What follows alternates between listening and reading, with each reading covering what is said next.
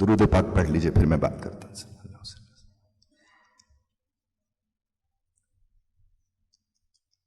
شکریہ مرزا صاحب، شکر گزار آپ نے اس لائق سمجھا بلایا. اسد صاحب سے تو بات ہوئی کہ ہماری اب اسی طرح ملاقات ہوتی ہے نارملی.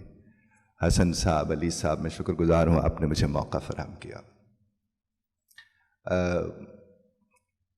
پچھلی دفعہ قاسم علی شاہ صاحب کے سیشن پر بات کرتے ہوئے ایک جملہ میں نے بول دیا اور وہ جملے کو بڑی پذیرائی ملی through out the world.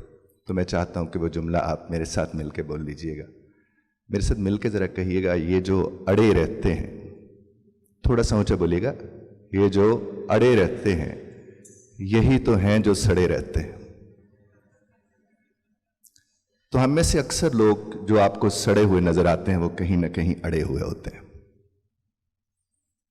Communication is life کے حوالے سے میں آپ سے آج بات کروں گا. اصل میں ریلیشن شپ کوچ ہوں اور لائف کوچ ہوں. یہ خاص طور پر ہسبینڈ وائف کے جو معاملات ہوتے ہیں میں انہیں دیکھتا ہوں، اور پاکستان میں جو کہ ہمارے ہاں اس طرح اس چیز کو اس طرح پر ابھی تک نہیں دیکھا گیا ہے، تو اس لیے میرا زیادہ تر جو کلائنٹ ہے وہ پاکستان سے باہر کا ہے، اور میں بھی پاکستان سے باہر ظاہر ٹریننگ کرا رہا ہوں.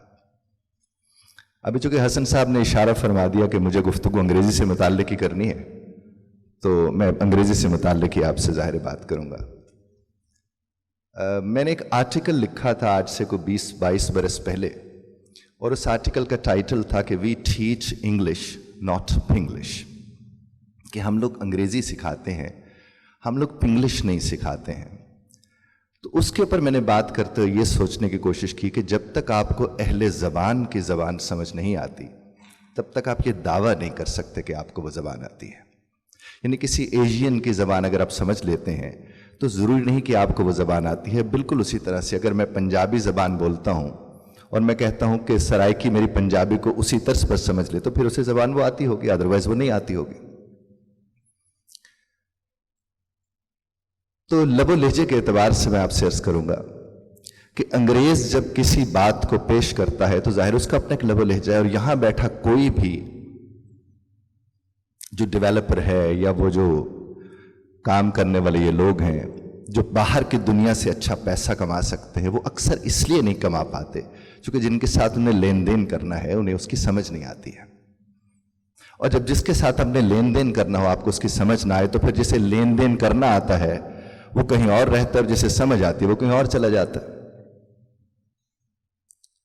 میں نے ایک صاحب کو یہاں سے انگریزی سکھائی، وہ کسی کے ہاں کام کرتے تھے اور ان کا کوئی 60-70-80 ہزار بن جاتا تھا، اور وہ بہت خوش تھے اس بات کے اوپر کہ میں چلو 60-70-80 ہزار تو کما ہی رہا ہوں. اور جس گھڑی ان کو انگریزی سکھائی تو اس وقت میرے اللہ کے کرم سے وہ 3.5 کروڑ روپے کما رہے ہیں پر منتھ. اور اس کی وجہ کیا بنی؟ صرف یہ کہ وہ پہلے ایک صاحب تھے جنہوں نے وہ ادارہ بنا رکھا تھا، وہاں انہیں 5 سے 8 لوگ رکھے ہوتے جو 50-60 ہزار لیتے تھے، اور جب انہیں سمجھ آ گئی کہ میں ان سے کام لے سکتا ہوں تو اس کے بعد نتائج ظاہر مختلف نکل کر آئے. تو میں آپ کو تھوڑی سی مشق ساتھ کروا دوں گا اس چیز کی تاکہ آپ کو اندازہ ہو کہ انگریز کی انگریزی کو ہم کیسے سمجھ سکتے ہیں. آپ سب اس بات کو جانتے ہیں کہ جب کسی زبان کا ہمیں علم ہو اور اس زبان کا لفظ ہم ادا کر سکتے ہوں تو ہمیں ادا کرنا چاہیے. تو آپ پلیز ساتھ والے کی طرف منہ کر کے ایک لفظ میں کہوں گا وہ تو بولیے گا. پلیز ذرا ساتھ والے کی طرف منہ کیجیے گا، اٹس اے ریکویسٹ. کہیے گا پیپل اینڈ پھپھو. پھپھو اینڈ پیپل. علی صاحب، پھپھو اینڈ پیپل. آپ دیکھیں جتنا منہ پھپھو کہتے سمے ٹیڑھا ہوتا ہے اتنا پیپل کہتے وقت نہیں ہوتا. ایسا ہے؟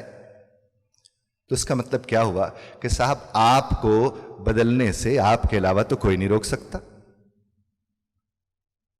ہاں جی، نہیں روک سکتا.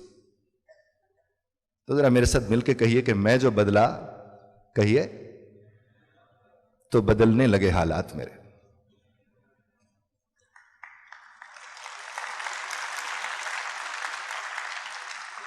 یعنی آپ کے بدلنے کے لیے، آپ کے حالات کے بدلنے کے لیے آپ کا بدلنا ضروری ہوتا ہے. مجھے یاد ہے ایک کپل کی میں کوچنگ کر رہا تھا، ان کے اپنے جو بھی پرابلم چل رہے تھے، تو میرے ایک کتاب ہے فکرہ بدلیں زندگی بدلیں.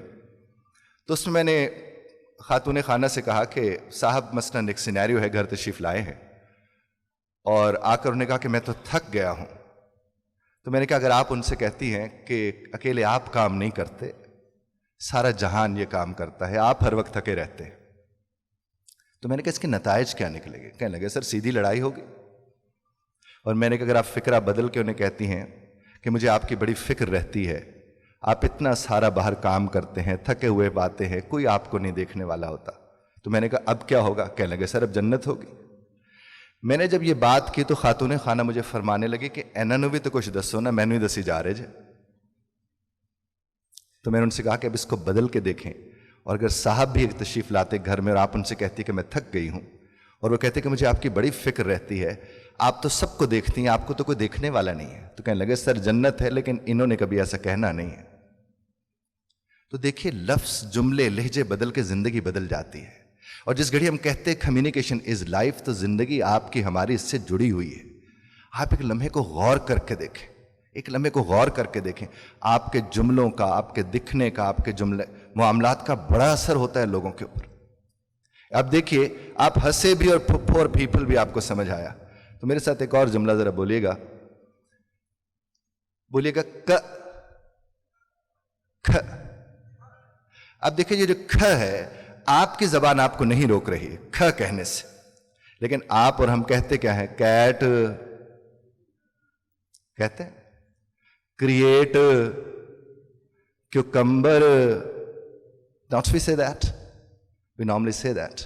تو میرے سے ذرا کھ کے اوپر بولے گا، کہے گا کھوکھر صاحب کینیڈا سے آئے، ٹھوکر سے ٹی وی ٹرالی لی، اور وہ جو میری پھپھو کی بیٹی ہے نا، پھپھو کی بیٹی ہے نا، اسے گفٹ کر دی. اب یہاں دیکھیے کھ کا، پھ کا ساؤنڈ آپ ہی کی زبان میں موجود ہے. آپ کسی انگریز کو سن کے دیکھیں، وہ کھ بولتا ہے، ک نارملی وہ نہیں بولتا، وہ چھ بولتا ہے. چ نارملی وہ نہیں بولتا، وہ چاکلیٹ بولے گا، وہ چمپینزی بولے گا. اور ہمارے ہاں اسد صاحب chapter, you might have heard that of course، ہم تو ایک ہی قبیلے کے لوگ ہیں. تو چیپٹر کو اگر کوئی چیپٹر کہے گا، جبکہ آپ کی زبان آپ کو نہیں روک رہی صاحب، تو جس گھڑی آپ کی زبان آپ کو نہیں روک رہی تو کون روک رہا ہے؟ تو میں اس لیے آپ کی خدمت میں مرزا صاحب کے توسط سے یہ بات عرض کر رہا ہوں کہ آپ آج جا کے انگریزوں کو سن کے دیکھیے، وہ آپ کو کھ، اور پنجابی والے تو کھے کو بہت اچھی طرح سمجھتے ہیں، کیونکہ یہ اکثر پائی جاتی ہے. تو کھ کا ساؤنڈ ہے، چھ کا ساؤنڈ ہے، ایون ٹھ کا، ٹھ. آپ دیکھیے اگر آپ کہیں کہ میں ٹھوکر گیا تھا اور ٹوٹل سے پیٹرول ڈلوایا ہے، تو صاحب ہم آپ سے کہہ سکتے ہیں نا کہ ٹھوکر گئے تھے تو ٹوٹل سے پیٹرول ڈلوانا تھا. کیونکہ ٹھوکر کہتے وقت اگر آپ کو تکلیف نہیں ہو رہی تو ٹوٹل کہتے وقت بھی نہیں ہونی چاہیے. اور جس گھڑی آپ اس بات کو سمجھیں گے اور انہیں آپ سننے کے لیے جائیں گے تو صاحب ایک لمحے کو آپ کو دقت نہیں ہوگی. اور پچھلے دنوں ایک ٹریننگ میں میں نے ایک چیز متعارف کروائی، وہ تھی ایم سی اور بی سی. کہیے گا کیا تھی؟ ایم سی کا مطلب ہے منہ کمیونیکیٹڈ، اور بی سی کا مطلب ہے بوتھا کمیونیکیٹڈ.